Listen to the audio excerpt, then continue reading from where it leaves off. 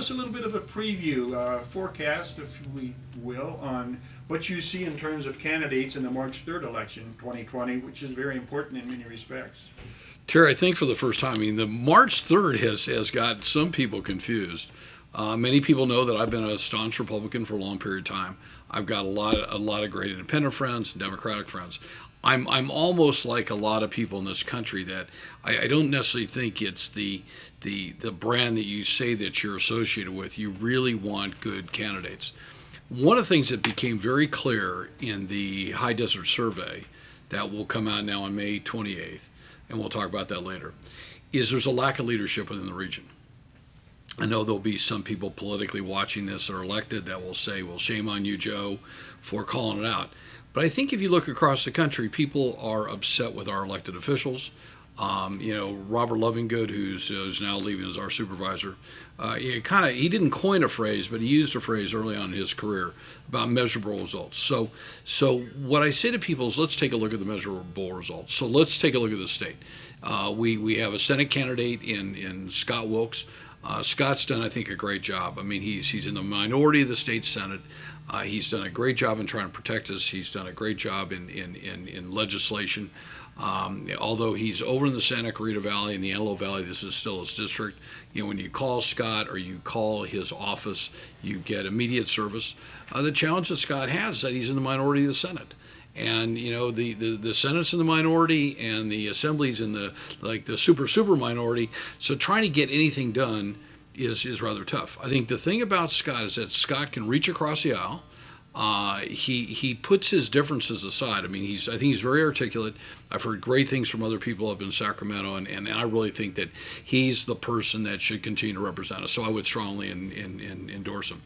On the Assembly side, we're losing a great guy. Jay Obernoldi, I think, is everybody knows that Keith Olberg is not only a longtime friend, but will always be friends. And I thought he was just an incredible assemblyman at his time. But Jay came in, and he's had three terms at it.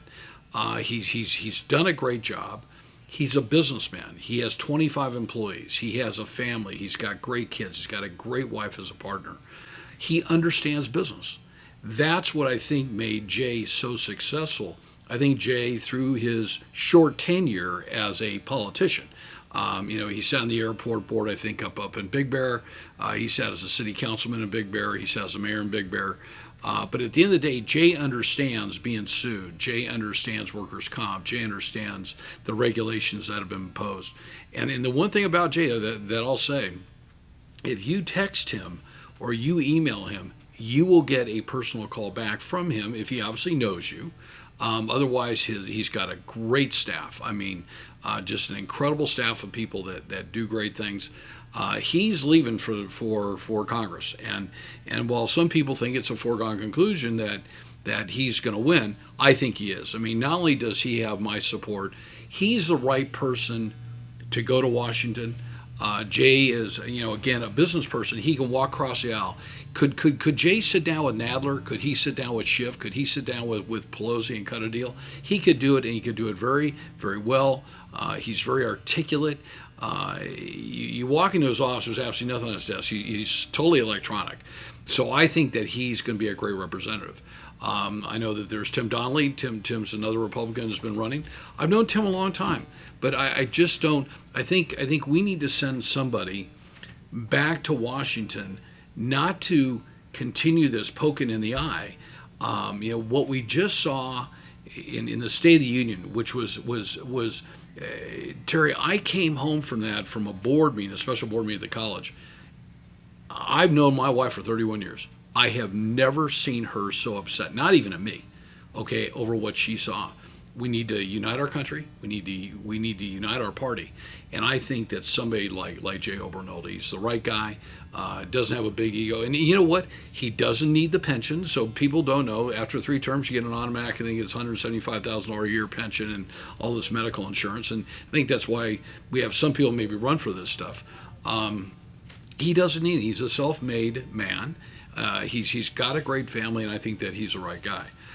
Getting down to kind of the local race, I mean, the local things I think really are going to matter here are what happens in the first district and the third district. So, well, some people say, well, Joe, we only care about what goes on in the first district and we don't care about what goes on in the third district.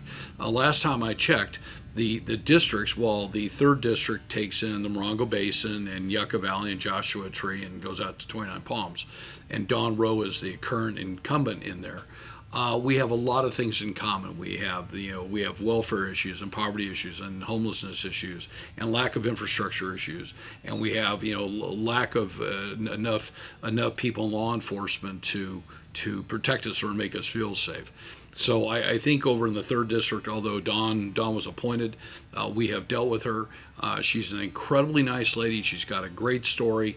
I mean, what the pain that her and her family have gone through the loss of her husband, and what he did in protecting our country overseas, over in Iraq. I mean, it's a sad story, but I'll tell you, very strong woman, very strong-willed, knows her stuff, doesn't get involved in politics, has really no ego at all.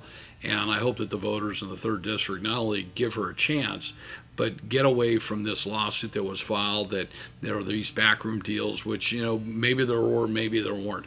But I'll tell you, at the end of the day, I'd love for her to be my supervisor because she does care.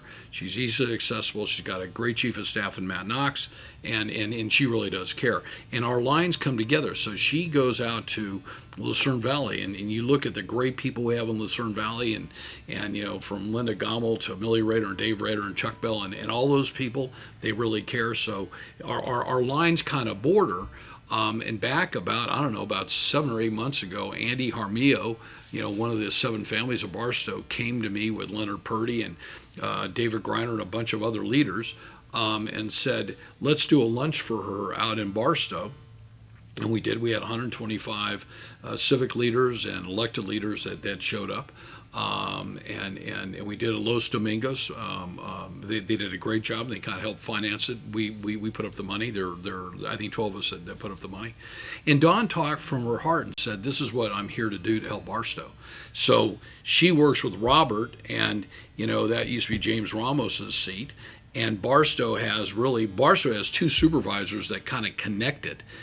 So Robert kind of goes to the south and she goes to the north, and Robert then kind of goes above it. I mean, it's screwy how they drew the lines, but I think that she's the choice.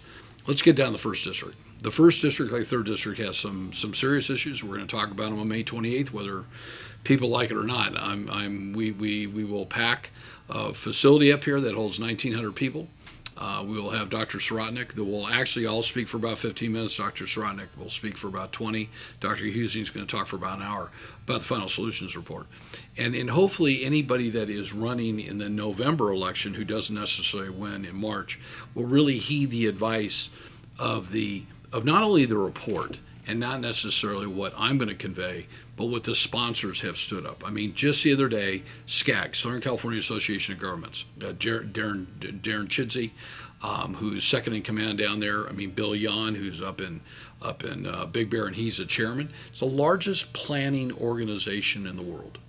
Covers nearly 20 million people in 6 counties in Southern California. They thought it was important enough that they gave us $10,000 towards that effort. So you take Ted Alejandre with the superintendent of schools, understands how important education is and why crime is impacting that. This race in the first district, I think, is critical. I know Congressman Paul Cook. I have had lunch with Paul Cook. I know Paul well. I think he's a great guy. He's John Sobel back in Washington is just an incredible chief of staff. Dakota Higgins, they got a great crew right here. But at the end of the day, I don't think this is Paul's time for our district. And I know that he'll probably be disappointed with that. I really don't think that what I'm going to say is going to have much to do with whether he wins or loses. I like Chico Garza. I've known Chico for 30 years. I don't know of anybody, myself, I don't know anybody that has run more tires off their car than Chico. I don't know anybody as passionate about education. I don't know anybody that is more passionate about helping our youth, our kids that are homeless and are in poverty. I have talked to Chico at 11 o'clock at night when he's driving back from whether it be the Antelope Valley or somewhere in Southern California to help kids. He understands the issues up here. He was in business, so he's been a business person. He owned a bunch of radio stations at one time. He is extremely connected, and he deeply cares. I was at an event just recently, and I cannot tell you the amount of people that said, I'm voting for Chico. Not that I don't like Paul Cook. I think we need somebody that's from here, that has lived here, that has paid their taxes here, that has sacrificed. Chico had some pretty serious health issues a couple years ago, and I know exactly why he is here today. By the grace of God, his wife Lillian is just an absolute rock star. They are grounded people, and I think we need a supervisor that is going to sit down and fight for the things that we need to do on up here. I mean, we just went recently to the Victorville State of the City Chamber event. We were guests of Sterling. Great breakfast, 250 business people there. But the main topic was public safety. So you can spin the numbers any way you want. We have a public safety problem, and that's going to be a real issue. So kind of dovetailing into that, Victorville's got some real challenges this year. I think they got a great city manager named Keith Metzler and Sophie Smith, and in planning they've got Scott Webb and Brian Gingler in engineering. Great team of people. Eric Ray out at the airport is a rock star. I mean, the airport's just getting a ton of activity. Sterling's getting a lot of activity, but we need leadership. And I think we need some new leadership. So my longtime friend, Mike Stevens, who's run in the past, is going to run this time, and the announcement just recently came out. I've known Mike for 30 years. And Terry, the thing that I like about Mike is Mike and I can disagree on a topic. And we've sat down at a meal with Deb and I and his family. We can disagree about an issue. We go right on the other issue. It's never had an impact. We've never sent each other a nasty email. He's a great thinker. He challenges people. He pushes people. Sometimes people don't like that. I'm known for doing the same thing. That's just kind of the way that it is. But I think that Mike has his heart. He retired from here. He was with the Sheriff's Department for a while. He worked for Marcia Tarosi. I mean, you remember back in the days with Marcia Tarosi and Rail Cycle and all that? Then he went to the Mojave Water Agency and did a great job out there, and he retired. And then he moved down to Arizona. And we talk all the time, and it wasn't a year later that he said, you know what, Arizona's real nice, like it, a little bit too hot, and my heart is back in the high desert. We're going to support Mike. We hope the business community supports him. I think he brings about a great amount of experience, and I'll tell you, he's got it in his heart. I mean, we need people now in politics that have it in their heart. I think where the problem that we see in politics is we get somebody into office, and the first thing they want to do is a fundraiser. Then we do another fundraiser. Then we keep giving them a war chest. Then we keep going to another steak lunch or whatever you want to do. We need people that really want to get to the core of our problems and deal with issues. There's somebody that I've known for a long period of time. I've worked with him in many different capacities. Thurston Smitty. I mean, everybody just knows him by Smitty Smith. Smitty has served on the Hesperia City Council. He is a mayor. He serves on the Mojave Water Agency. He's now the president of the board. Smitty originally came to me, and I said to him, I said, Smitty, I know you, I love you. We were at spring train last year down in Phoenix. What is your platform? I mean, what are you going to be able to do for the Mojave River Valley at the state assembly? What are you going to do to fill the shoes of former Assemblyman Jay Obernolte, who is a businessman? I think they can take some additional risk. In some recent conversations that we've had, and the reason I'm coming out to support and really encourage people to vote for him, and I don't really even think it matters whether he's a Democrat or Republican. I mean, he's a Republican. He's been president of the Victor Valley Republican Club. Smitty is about making deals that make sense. The one thing that he said to me, we had a conversation a week and a half ago when I was down in Sedona. He said, Joe, I want to be the leader in the high desert to bring the leadership of the high desert together. And I said to him, Smitty, if you're willing to do that, I'm willing to support you publicly, because I think that we are fractured as a Republican Party. I think we're fractured as a Democratic Party. I think that we're fractured in our leadership. I think that part of it is who did what, and I'm buddies with this, and I know there's some people that are upset about about the survey. I think that Smitty is the guy that could actually sit us down independently and figure out what has gone wrong up here from a leadership standpoint. So I'm strongly endorsing his campaign for assembly. What you see with Smitty is what you get. And he's the same way all the time. It doesn't matter if you're having a barbecue at his place or he's at your place. But I think we also need somebody that's going to go on up there and the first mailing piece he came out with had a great plane on there, and he's going to fight, and I think that he will, and I think that there'll be some of us within the region here that will be sure that he does, because I think that he is the right guy.